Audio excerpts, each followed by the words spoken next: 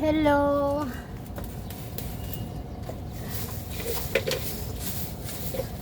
Nandito tayo sa taas. Naglilinis tayo dito sa ating rooftop. Kasi ilang linggo na ito, iniwan kong ganito. Binalikan ko siguro mga 2 linggo na ito. Ganun pa rin ang itsura. Wala man lang may naglinis dito, oh. Tingnan niyo.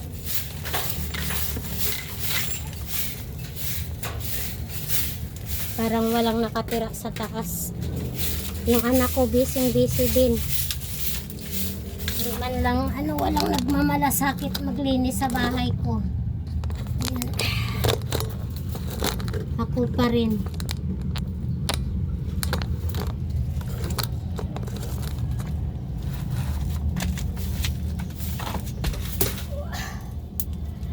Ilang linggo na to walang may naglinis, so tayo pa rin.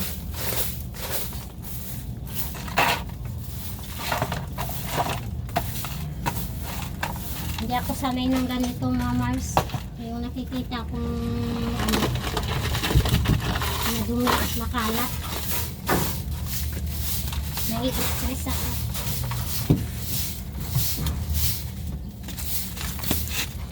Alam nyo ba nung buhay yung asawa ko, wala akong problema dito sa taas ko kasi siya naglilinis. Mahilig din yun maglinis, parang ako. Ngayon wala na siya, ako na lang lahat. Sana bigyan pa ako ng Panginoon ng mahabang buhay para maano ko pa yung bahay ko. Kasi pag wala na ako, kawawa itong bahay ko, mga Mars. Sa totoo lang, naghirapan namin ng asawa ko ng ilang taon, halos 20 years. Ginugol ko sa abroad, maipatayo lang ang bahay na to.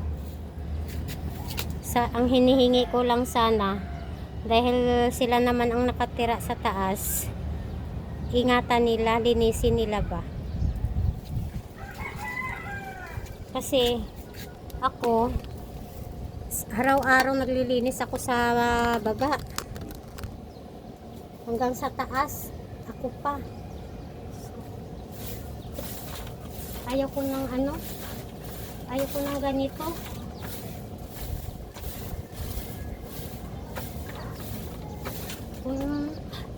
Kung ako ang nakatira dito sa taas, hindi ganito ang taas.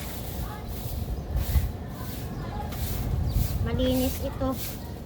Ayaw ko ng ganito, madumi na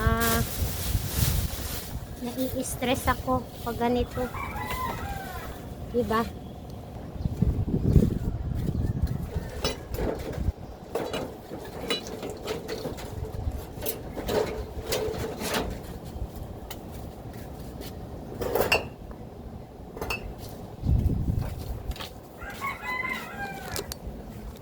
Kailangan natin maglinis para,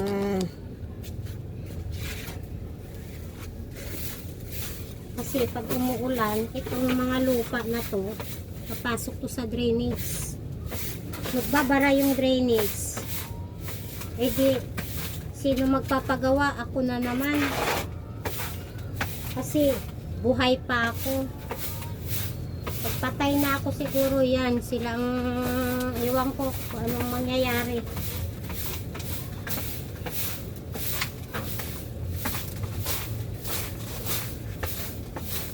Kawawa itong bahay ko pag wala na ako, sa totoo lang. Kasi yung ngayon pa nga lang nakikita ko na yung future ng bahay ko pag wala na ako.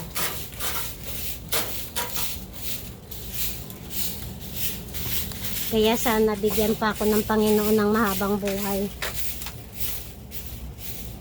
para maalagaan ko pa ang bahay ko na pinaghirapan ng ilang taon. Halos 20 years mga Mars. Kaya nanghihinayang ako. Nai-stress ako pag nakikita kong hindi nag-i-effort yung mga anak ko. Sa totoo lang. Ako sa totoo lang, ayaw kong nag-uutos. Gusto ko yung may kusa. Hindi talaga ako pala utos.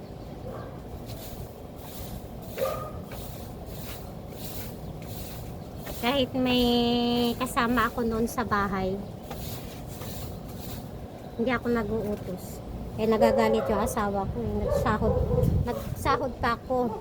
Hindi naman daw ako nag-uutos. Ewan ko mga Mars. Ayoko. Nahihiya ako mag-utos.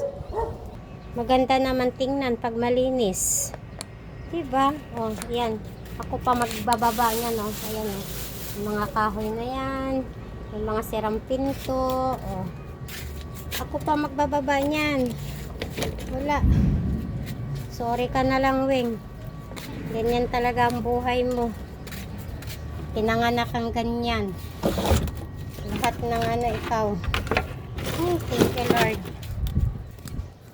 Binibigyan pa ako ng malakas na katawan. Diba? Kaya shout out sa mga nanay na matyaga. Ayan. Ito, oh, tanggal yung aking stress, oh. Ito yung pantanggal ko ng stress, oh. Pagtanggal ko ng stress to. Pagtanggal ng stress ko ito. Ang tanggal ng stress ko, buti na lang may CG, oh. No? No? Ay, buti na lang may CG namin na yan, oh. Baba. Hello. Beautiful eyes mo. Beautiful eyes. Beautiful eyes. Ay, beautiful eyes. Beautiful eyes.